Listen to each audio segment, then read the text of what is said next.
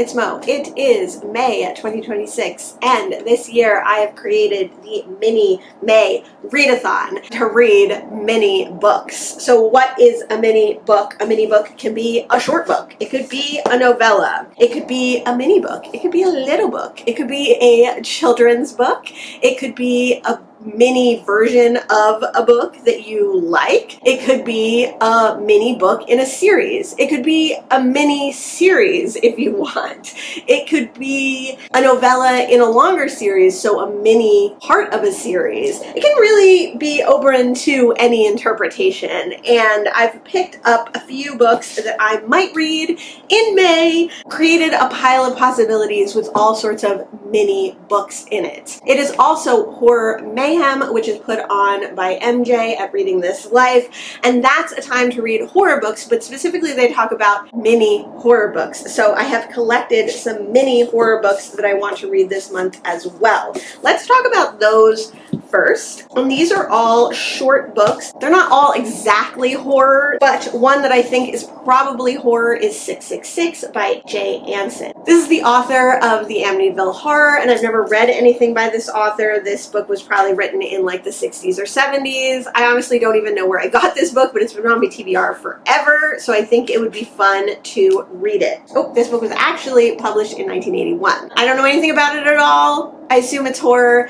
but it's very short. Another very short book that I don't think is horror, but is sci-fi is Mrs. Caliban by Rachel Ingalls. This one I've been wanting to read for a very long time, and it's very short. The Need by Helen Phillips is another one that I think verges on sci-fi and horror, and it's a little bit longer, but it's still pretty short. Midnight on Beacon Street by Emily Ruth Verona is a very new to me book. I just picked it up in April, and it's very short. At the same book sale, I also picked up Switch by A.S. King. This is a young adult novel, and I don't know if A.S. King strictly writes horror, but I think it has some disturbing elements in it, and it's very short. So, a small book could be a very short book, but it could also be a short story. Maybe you want to read one singular short story, which you are welcome to do, or maybe you want to read a collection of short stories for mini May. Bordering on horror, I believe, is 7 Empty Houses by Samantha Schweblin. I've read one book by this author before, and I'm very eager to read her collection of short stories.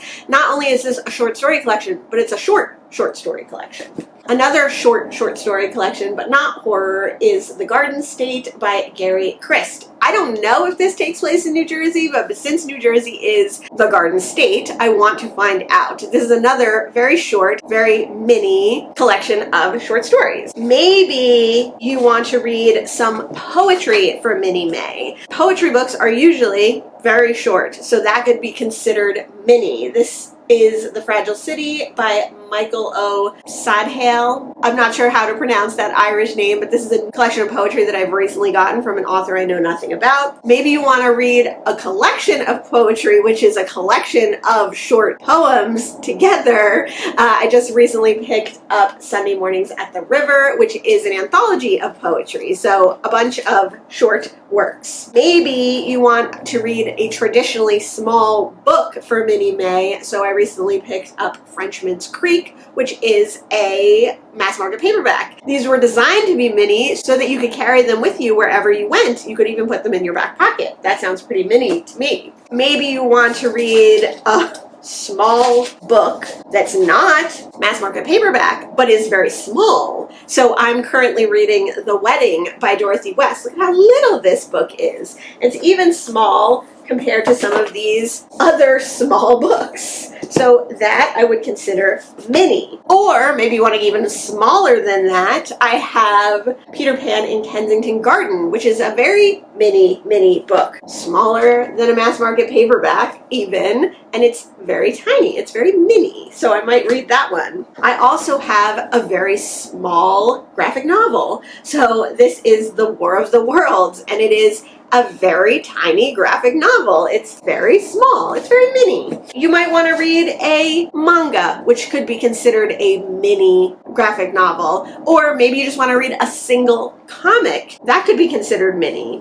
Really, mini is up to you. So these are just a few of the books on my current TBR or that I'm currently reading that I want to read for mini May. To participate in Mini May, all you have to do is read one mini book of some kind. It can be any kind of mini book that you deem mini. I'm not going to police your mininess, but I would love to hear what you consider mini. What do you consider a very short book? What do you consider a short book? Where do you draw the line between novella and novel? What little books do you have on your TBR? I hope to hear from you if you're participating in Mini May, and I look forward to seeing Mini May videos or Mini May Instagram posts, so definitely make sure to tag me in anything that you do put out. My title here is Animo-shoshin, so you can add Animo-shoshin in your videos or your shorts. Shorts count as mini.